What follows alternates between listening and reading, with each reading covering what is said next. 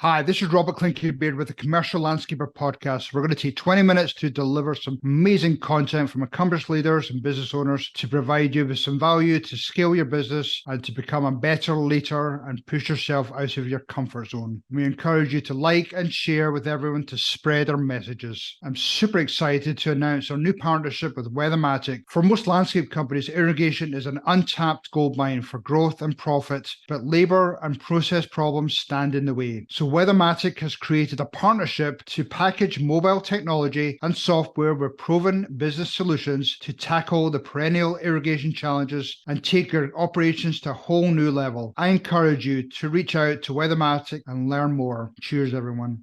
Hi, this is Robert Clinky-Beard with the Commercial Landscaper Podcast. I'm really excited today to be joined by Tim Spihlman. Tim, thanks for joining me in the podcast today. Yeah, Robert, a delight to be on with you. Look forward to the discussion. We were lucky enough to have you as a guest and speaker at our Miami Thought Leaders event back at the end of July. Your presentation was well received. I had a lot of questions, so I thought it'd be good for you to get you in the show. So just, we have a ton of listeners all around the world. A lot of them don't know who Tim Spihlman is, so maybe you could tell the audience just some background to you and your career. Yeah, sure. Happy to do that. And I'm sure there's very few listeners that know who the heck I am. So, yeah, as you said, Tim Spihlman, currently work with Lewis and Clark Capital. So we're a family office that looks to invest in companies, many of which are covered by Robert and I'm sure on the podcast, as well as with the company that you're with. But my background is I spent 30 years as what we would call an operator. So came up through the accounting ranks and was blessed to have a little bit of ability to be able to marry up numbers that you see in the Excel spreadsheets with the understanding of the business drivers underneath it.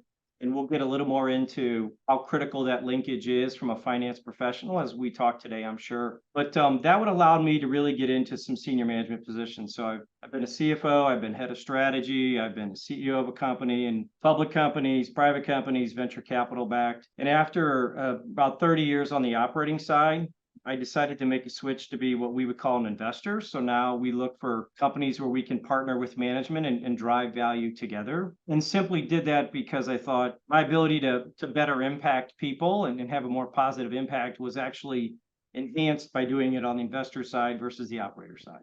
Right. No, I love that. I love that. I think what was the biggest reason for just making that switch from that operator to that investor side? Thing I found in my career, and you've had some other folks on who've talked a lot about the relationships and meeting new people. And I always found it was exciting for me when I got to learn about new businesses and, hear the story of the founder and they all have struggles and what those struggles were and admire the courage that it took to keep going. But also try to understand like what makes your company special and what are the challenges and really try to uncover a layer or two, if you will, of the onion to say, this is really intriguing to figure out what makes it tick for you. And what I found is doing that inside of a company is very rewarding. But honestly, after spending a couple of years in a company, you start to get bored only because you understand the challenges. It doesn't make them easier to solve. Mm-hmm. You still have to execute day in and day out. But what I found is I was a bit more interested in trying to figure out what is the problem. Let's get us on the path. And then once we got on the path, I found like my energy level went down to actually continue to execute that. And so it took me 30 years to kind of figure that out about myself. But once I did, I thought the new thing about being an investor, you get to talk to a lot of people and admire their stories, but also you get to intellectually challenge yourself, try to make yourself better to say, can I help solve this problem? Which doesn't only help me, it obviously then helps those around you too. So that was a big driver for me for the career change at age 50. That's awesome. That's awesome.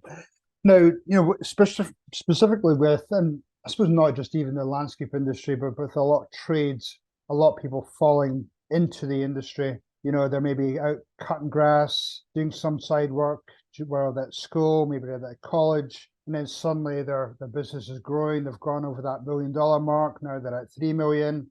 Great at the trade or the skill in which they grew the business, but they really struggle with the strategy, especially the finance piece. Typically, a lot of people just steer away. They shy away from that finance piece. but obviously that's something you excelled at. What, that's something you typically see when you jump into companies and start peeling back the layers, as you say? Yeah, for sure, Robert. You actually just hit on our investment thesis in general, which is an entrepreneur is successful because they're incredibly good at something, right? Technical knowledge, customer service obviously is critically important. Customer centric philosophy in your industry is incredibly important. But we're all human, which means we don't cover all the skills or all the necessary things. When your business is very young, it's very simple. Like, I have to survive. But then once you get beyond survival, and you've got your footing and you've got your customers and you know what it takes, then there's so many questions about, one, do you have the energy and desire to make it bigger, or are you comfortable with where it's at? But as you grow it, then suddenly there's so many other things that come into play. There's regulations that come into play. Suddenly there's HR issues. And then you got this whole accounting thing. And suddenly I have a little cash flow. And do I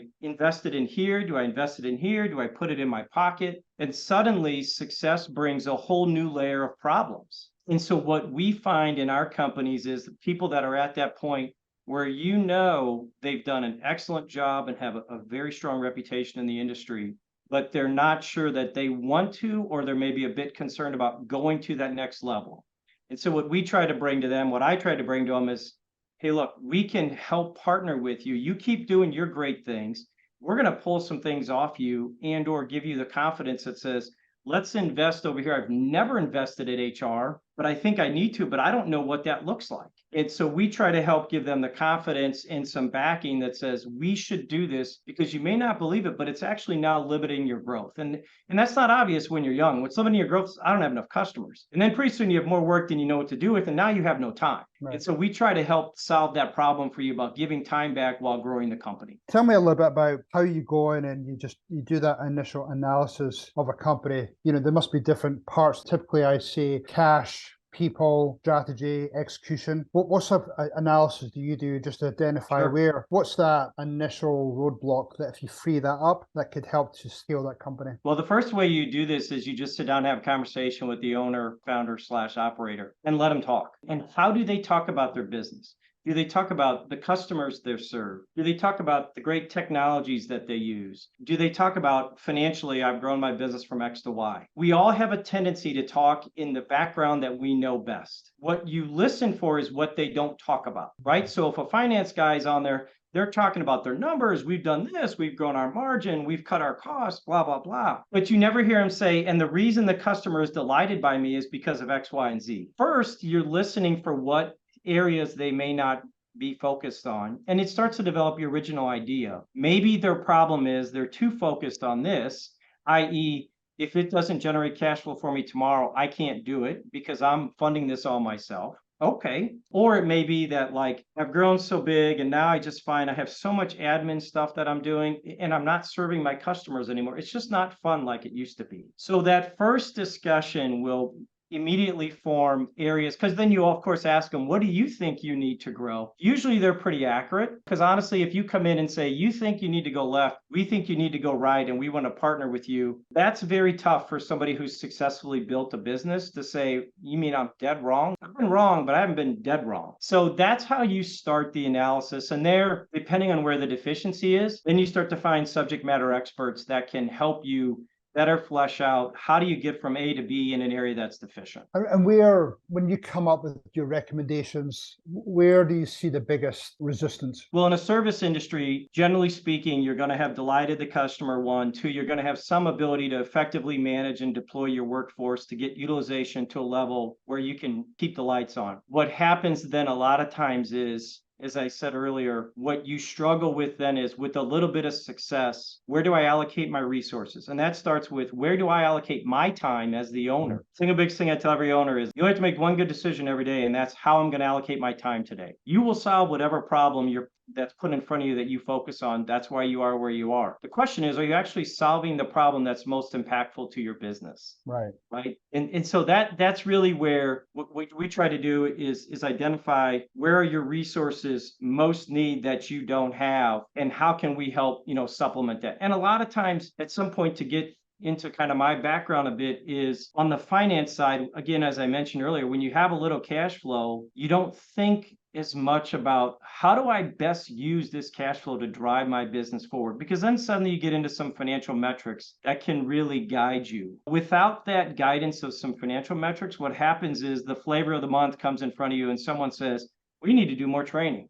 We need to do our own repair. We need this new technology. And you kind of go, oh, good idea. And you run that way without really having a guardrail that says, hey, really where you should be investing is here or there, or a system to say, do I need new technology? Well, how should I think about that investment? And that's where somebody with a finance background can help say, can I help you with 3 alternatives and make sure that you've looked at all 3, and there's a bit of an honest broker from a number perspective that says, here's what these 3 could yield for you. No, I love that. I love that. Diving into that a little bit more, you did a really great job of explaining, the different levels of finance expertise that you should have internally within a company or even externally. Would you mind just going through that and just in terms, because a lot of people I tend to come across that maybe they say they have a controller in the company, but when you actually dive into actually what they're doing, it's typically a bookkeeper at best. Right. And then people say, well, when do I bring in a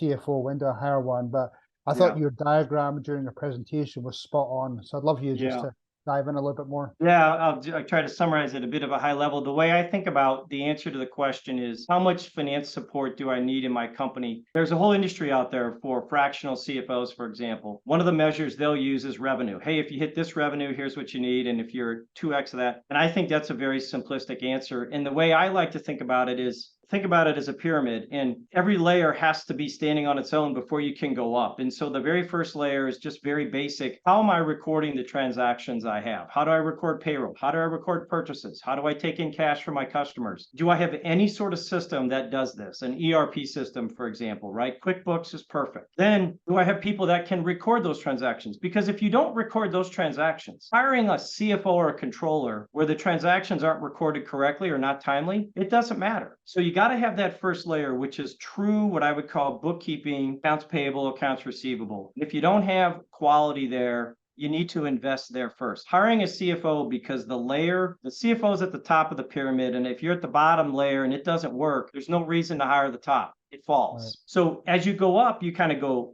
clerical, bookkeeper first, a controller type second. And what the controller should be doing, ensuring the transactions are all being recorded, like at a review level, they're being recorded properly and timely. In a small company, that may be the only thing you have. But if you have a true controller, they also have the ability to pull the numbers together for you at the end of the month and start to tell you a story about what are the numbers telling me about the business. And a lot of times that's where accountants can fall down. They're great at debits and credits and they love their Excel spreadsheets. But when you ask them to tell the story that the numbers are talking about the business, that's where you start to get a fall down. If you have a controller, they should be able to tell you, here's what happened last month. It was what we thought. It wasn't what we thought. And if it wasn't, here's 2 to 3 things that drove why it wasn't what we thought. If the person you have in accounting finance doesn't do that, they're not at a controller level. You can give them whatever title you want, but they're truly not a controller. If you want to go to the CFO level, and I'm skipping a couple layers here, Robert, in the interest of time, but a CFO level is truly what I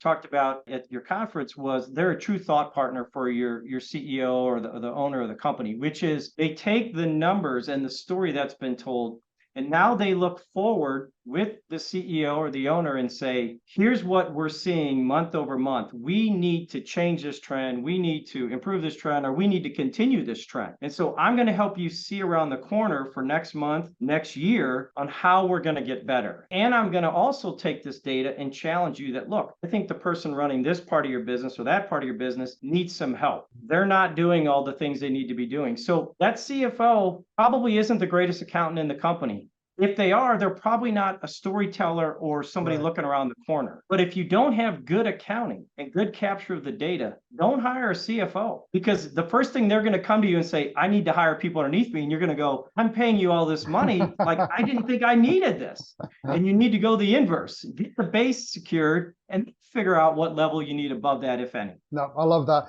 I love how you use the term cash flow story, the story of what your numbers tell you. I've heard that, I think it was Alan Mills, and he talks about the cash flow story, very similar to what you're saying, and just look at the numbers, it tells you a story, understand them. I love how you're talking about the future, what's around the corner, Because you're right, if you've got some great growth plans, whether it be through organic growth or acquisitions, you need to know where you're going. You need that cash behind you. So That's right. The other aspect is a lot of times accountants can also be pretty good at talking about the income statement, but then ask them to explain like the net income or the profit that's left at the end of a period or a year, whatever, and then reconcile that to the cash for that same period of time. Because at the end of the day, what really matters is cash. Okay. And there's always timing differences. And the trick is when cash is generally less than the profit, it's a timing difference. But you need to prove that out. And then you need to understand, well, how much of a timing difference is it? Because now you may be thinking about, do I need to get a lending facility involved, get a bank involved with me? And if so, you're going to need at least somebody at a controller level to talk to the appropriate folks at the bank to explain this is a timing issue. Like you should feel very good about backing us. It's coming. It's just coming down the road. We could get into the whole cash side, which is like sort of another layer that, again, your controller or above should be able to talk to that fact pattern. And it becomes very relevant again as you get bigger and bigger. And if you think about M&A, normally there's debt involved with things like that. And then the cash story really becomes just as central to the story as what the P&L is doing, the income statement. I love that. Now, talking about M&A, you've obviously there's been a lot of changes in the market the last few years. There's people listen to the media, all that uncertainty ahead. What are you seeing out there in terms of activity? How is it affecting valuations? I mean, you're obviously exposed to different industries out there. What's your crystal ball look like? Yeah.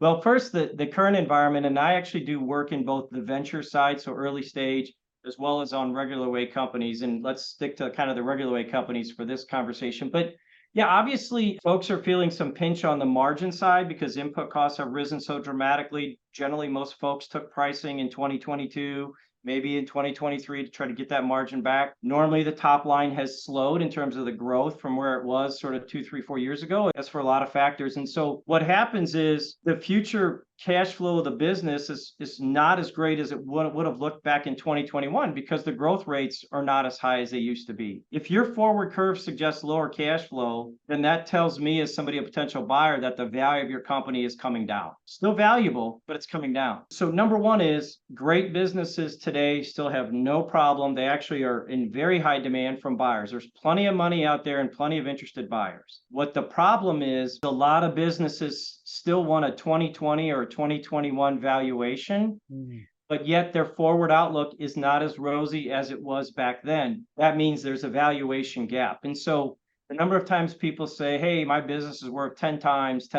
And it's like, it might have been, but honestly, in today's market, it's not. And so as there always is, there's a bit of a disconnect between buyers and sellers. What is happening is as the income statements reflect more and more in the actuals of a challenging environment, it becomes easier for the seller to recognize like, yeah, I'm not on a 10% growth rate. I'm only on a 4% growth rate. And okay, maybe the buyer does have a point here. It is definitely becoming where the frenzy of a couple of years ago kind of really stopped. Now we're starting to feel like we hope we're sort of close to bottom. And you're starting to see more and more, in my opinion, of where there is more of a meeting of the minds of where valuations are, even though they are a step down or two from where they were 2 years ago. And are you seeing more sort of creative deals in terms of like seller financing? Are you seeing, like a payout over a period of time? Just more creative deals happening because of that? Yeah, for sure.